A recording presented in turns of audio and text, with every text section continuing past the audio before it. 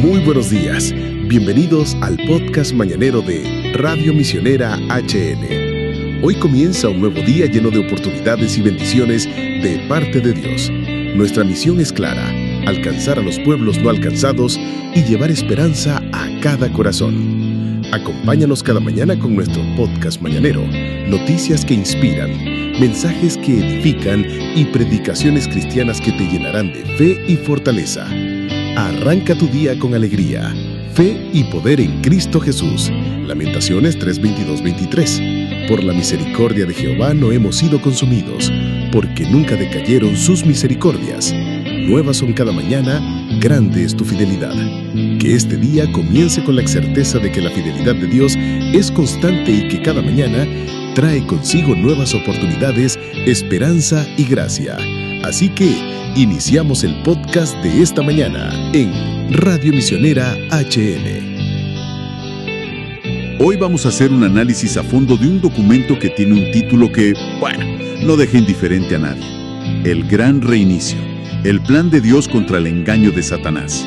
Un título bastante potente. Sí, y la fuente que tenemos sobre la mesa presenta lo que podríamos llamar una teoría del caso muy audaz.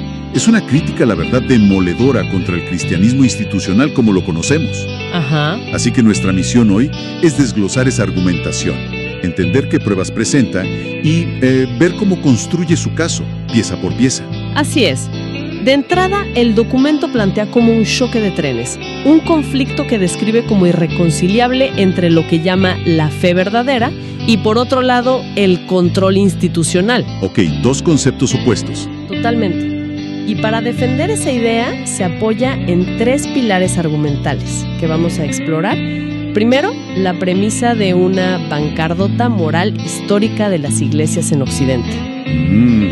Segundo, una acusación muy seria, un secuestro teológico que habría sido orquestado a principios del siglo XX. Y por último, su análisis del sionismo como una distorsión política que, según la fuente, desvió el rumbo de la fe. Perfecto.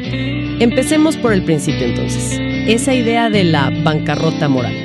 El documento usa una metáfora muy visual. Sí, es muy gráfica. Dice que la iglesia institucional es como un banco que ha estado imprimiendo billetes falsos durante siglos. Y claro, cuando la gente se da cuenta del engaño, el banco les echa la culpa a ellos. Es una acusación increíblemente fuerte, ¿no? Es fuertísima. Y es crucial entender que el texto no lo presenta como simples fallos o, digamos, hipocresía. Va más allá. Mucho más allá. Lo describe como una traición sistemática y activa a las enseñanzas de Jesús. Y claro, para sostener un reclamo de esa magnitud, la fuente se sumerge en la historia y saca a la luz 3 ejemplos que considera pruebas irrefutables. Veamos esas pruebas. La primera es la esclavitud. El documento afirma, sin rodeos, que la trata transatlántica de esclavos fue santificada desde los púlpitos de Europa y América. O sea, no solo tolerada, sino bendecida. Exacto. Cita directamente la fundación de la Convención Bautista del Sur, en Estados Unidos, que según este texto se creó explícitamente para defender el derecho de los pastores a poseer esclavos, argumentando que era un derecho divino. Terrible. El segundo pilar de esa bancarrota es la alianza con el poder y la violencia. Menciona las cruzadas, la Inquisición, no como desviaciones, sino como la consecuencia lógica de una fe que, en sus palabras, se convirtió en una herramienta de terror. Entiendo. El argumento es que en el momento en que la Iglesia cambió autoridad espiritual por poder político, por el poder del Estado. Ahí firmó su propia sentencia. Perdió el rumbo. Y el tercer punto es la riqueza. Aquí el texto pone frente a frente 2 imágenes muy potentes. Jesús con un látigo expulsando a los mercaderes del templo. Y por otro lado, lo que describe como los opacos sistemas financieros del Vaticano. O, más reciente, el fenómeno del Evangelio de la Prosperidad. Claro, ahí critica duramente a los pastores que, según la fuente, explotan a los pobres prometiéndoles riqueza a cambio de diezmos mientras ellos viven en la opulencia. Lo que el documento busca conectar aquí es que estos no son incidentes aislados. Desde su perspectiva, son síntomas de una enfermedad de raíz. La tesis central es que cuando la Iglesia se casó con el poder imperial, perdió su alma. ¿Y vincula eso con la actualidad? Directamente. Vincula esta traición histórica con el vaciamiento de las iglesias hoy en día. No lo atribuye a que la sociedad sea más secular, sino una pérdida total de credibilidad, a un cristianismo tibio que se preocupa más por mantener los edificios que por la justicia o la verdad. Y esa idea de un cristianismo tibio, esa pérdida de credibilidad, según el documento, no fue un accidente. Para nada. Argumenta que fue el resultado de lo que llama un engaño cuidadosamente planificado. Y eso nos lleva a un personaje clave a principios del siglo XX. Aquí es donde, digamos, la trama se complica. Absolutamente. La fuente pasa de la crítica histórica a lo que presenta casi como una novela de espías teológica. Es fascinante. El protagonista es Cyrus Ingerson Scofield y su creación, la Biblia de referencia Scofield, publicada en 1909. ¿Y quién era este Scofield? Pues el documento lo perfila como un personaje complejo. Un exsoldado confederado, abogado con un pasado algo turbio y, esto es clave, un teólogo completamente autodidacta, sin ninguna formación formal. Pero con apoyos importantes. Ese es el punto central del argumento. Tenía el respaldo financiero de figuras muy poderosas de Wall Street. Un momento, a ver. El documento dice que un teólogo autodidacta, con sus notas al pie de página, logró reescribir la visión del fin de los tiempos para millones de personas. ¿Cómo explica la fuente que tuviera un impacto tan masivo? Precisamente esa es la médula del argumento. La fuente sostiene que el genio de Scofield, o de quienes lo respaldaban, fue insertar sus propias interpretaciones como notas al pie, justo al lado del texto bíblico. Claro, para un lector común. Era muy difícil distinguir entre la escritura original y los comentarios de Scofield. El texto se enfoca en 3 innovaciones que considera un cambio radical en la teología cristiana. Ok, desglosemos esas 3 innovaciones. ¿Cuál es la primera? La primera es el dispensacionalismo. En esencia, es la idea de que Dios tiene diferentes planes para diferentes épocas de la historia, como si fueran capítulos de un libro. Ok. La culminación de este plan, según la interpretación de Scofield, es la restauración de un Israel literal, político y terrenal, que se convierte en el centro del reloj profético de Dios para el fin de los tiempos. Entendido. Es como un guión divino por etapas. ¿Y la segunda? La segunda es la doctrina del rapto pretribulación. Esta es la idea, muy popular en ciertos círculos evangélicos, de que los creyentes serán arrebatados al cielo justo antes de un periodo de 7 años de caos y sufrimiento en la tierra. Ah, sí, he oído de eso. El documento es muy crítico con esto. Lo llama una mentalidad de bote salvavidas, una teología de escape que, según afirma, era prácticamente desconocida en 2000 años de historia de la Iglesia antes del siglo XIX. O sea que el dispensacionalismo es como el sistema operativo y el rapto es una de las aplicaciones que corre sobre ese sistema. Una cosa lleva a la otra. Exacto. Y la tercera innovación, la que el texto llama la más destructiva, ese es el sionismo cristiano. Aquí el documento se enfoca en cómo Scofield interpretó un versículo del Génesis, el 12:3, donde Dios le promete a Abraham: bendeciré a los que te bendigan. Sí, la fuente argumenta que Scofield torció radicalmente este versículo que se refería a Abraham y su descendencia espiritual para aplicarlo directamente al estado político moderno de Israel. Que ni siquiera existía cuando él escribió esto. Exacto. En la práctica, le dio a un Estado-nación un cheque en blanco teológico, implicando que apoyarlo incondicionalmente, sin importar sus políticas, era un mandato divino. Vaya, la implicación es enorme.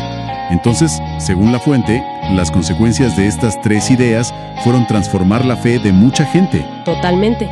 El documento sostiene que creó una generación de cristianos más enfocados en la geopolítica de Medio Oriente, en descifrar titulares de noticias como si fueran profecías. Que en el mensaje central del Evangelio sobre amar al prójimo y buscar la justicia. Justo eso. Afirma que justificó guerras como pasos necesarios en el plan de Dios y relegó la justicia social a una preocupación terrenal sin importancia, porque total, el mundo se iba a acabar pronto. Cita a críticos como Gary DeMar, quien habría descrito estas doctrinas como un virus teológico que infectó al cristianismo americano.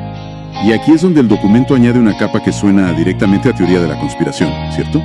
Conecta a los financistas de Scofield con todo esto. Sí, aquí el argumento da un giro completo hacia la conspiración.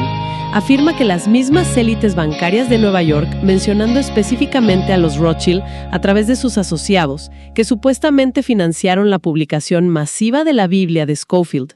Son las mismas que se habrían beneficiado de los conflictos en Medio Oriente. Exactamente. La conclusión a la que llega el texto es que esta teología convirtió a millones de cristianos bien intencionados en idiotas útiles para una agenda globalista, apoyando guerras que creían que aceleraban la segunda venida de Cristo, pero que en realidad enriquecían a una élite financiera.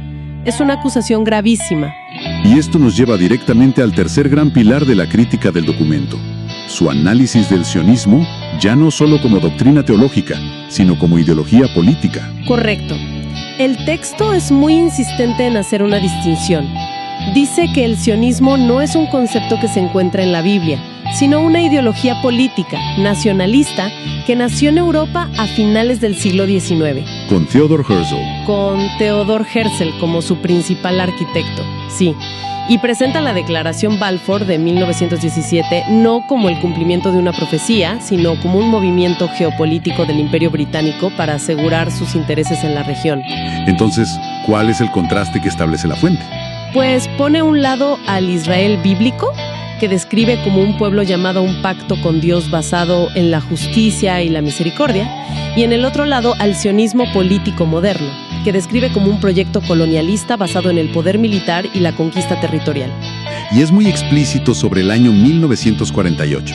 Muy explícito. Afirma que el Estado de Israel se fundó a través de la Nakba, o catástrofe, un evento que describe como la expulsión forzosa y violenta de más de 700,000 palestinos de sus tierras. Y de nuevo, vuelve a contrastar esto con las enseñanzas de Jesús. Siempre vuelve a ese punto. Yuxtapone las acciones que atribuye al sionismo con las palabras de Jesús en el Sermón del Monte. Bienaventurados los pacificadores, amen a sus enemigos. El argumento de fondo es que cuando los cristianos se llevan un Estado-nación por encima de Cristo, cometen idolatría. Lo llama literalmente adorar a un becerro de oro del nacionalismo militarista. Es una acusación muy directa. Entonces, la ironía que plantea el texto es que muchos cristianos palestinos, que son descendientes directos de las primeras comunidades cristianas, son a menudo ignorados o vistos como un problema por esta teología. Es una paradoja tremenda. El documento lo considera el punto ciego más trágico de esta ideología. Describe cómo se ha infiltrado en la práctica de las iglesias. Menciona, por ejemplo, las conferencias Cristo en el Checkpoint, organizadas por cristianos palestinos para promover la paz. Y que han sido condenadas. Condenadas y boicoteadas por poderosos grupos sionistas cristianos. También critica las giras evangélicas a Tierra Santa, que según la fuente ofrecen una versión desinfectada de la realidad, evitando cualquier contacto con la población palestina. El efecto, argumenta, es deshumanizar a todo un pueblo, reduciéndolo a un obstáculo para la profecía. Uf. Después de este diagnóstico tan oscuro, de esta demolición de la historia, la teología y la política de la iglesia institucional, la fuente ofrece alguna salida. ¿Cuál es la solución que propone? Sí, y aquí es donde el documento pasa de la crítica a la propuesta. La solución que ofrece se basa en trazar una línea muy clara y definitiva entre dos conceptos: religión y relación. ¿Y cómo define cada uno? Porque religión puede significar muchas cosas. En los términos del documento, religión es un sistema de control humano. Se basa en reglas, rituales, dogmas, jerarquías. Es un intento humano de alcanzar a Dios a través del esfuerzo propio, como los fariseos. Exacto, lo compara directamente con los fariseos, a quienes Jesús llamó sepulcros blanqueados, impecables por fuera, pero por dentro llenos de muerte. Es una crítica a la estructura, al rendimiento. Y la alternativa a eso, la relación. La alternativa que propone es una conexión personal, viva, directa con Dios, guiada por el Espíritu Santo. El documento lo resume con una frase muy potente. La religión dice, esfuérzate más. El Espíritu dice, confía en mí. Es una distinción muy clara. La idea es que esta relación produce una libertad genuina, mientras que el legalismo de la religión solo puede producir dos resultados: orgullo en los que creen que cumplen las reglas o desesperación en los que saben que no pueden. Entonces, el llamado final del texto es a una especie de rebelión personal, a salirse del sistema. Es un llamado a la acción muy directo. Sí, lo enmarca como una liberación del control institucional que se logra a través de la rendición personal a Dios.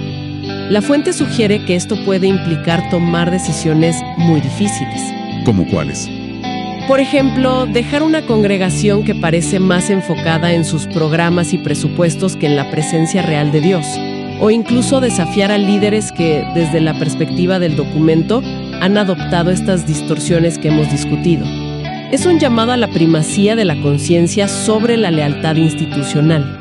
Bueno, para recapitular, hemos seguido el hilo de un argumento muy denso. El documento que analizamos hoy nos presenta un caso contra el cristianismo moderno, empezando por su tesis de bancarrota moral histórica, pasando por la acusación de un secuestro teológico a través de la Biblia de Scofield, y terminando con su definición del sionismo como una idolatría política. Concluye con una encrucijada, una elección fundamental que le presenta al lector entre dos caminos. Por un lado, un sistema de reglas y rituales de control humano que el texto califica de falsificación. ¿Y por el otro? Una conexión directa, personal y liberadora con lo divino. Exacto. Es un recorrido que va de una crítica institucional a una solución radicalmente individual. Lo que nos deja con una pregunta final para reflexionar, una que emana directamente del núcleo de esta fuente. En un mundo lleno de sistemas complejos, de instituciones poderosas y narrativas que nos moldean sin que nos demos cuenta, ¿cómo puede una persona aprender a discernir entre una estructura que, aunque sea bien intencionada, busca controlar, y una verdad que, aunque a veces sea incómoda, busca liberar? Y así llegamos al final de esta edición de tu podcast mañanero, una bendición más que hemos compartido contigo desde el corazón de Radio Misionera HN. Gracias por dejarnos acompañarte en esta mañana. Recuerda que cada día es una oportunidad para crecer en la fe, vivir con propósito y confiar en que Dios está en control. Nos despedimos, pero no sin antes recordarte que en Radio Misionera HN seguimos transmitiendo esperanza las 24 horas del día. Sintonízanos, comparte y sé parte de esta misión de amor. Nos reencontramos en la próxima edición de tu podcast mañanero, aquí por Radio Misionera HN, la voz que edifica tu vida. Gracias por acompañarnos en tu podcast mañanero, aquí en Radio Misionera HN. Recuerda esta promesa: el gozo del Señor es mi fortaleza. Nehemías 8:10. Nos escuchamos en el próximo episodio. Que Dios te bendiga y te acompañe en todo momento. Gracias por tu mensaje. Estamos aquí para servirte y compartir el amor de Dios.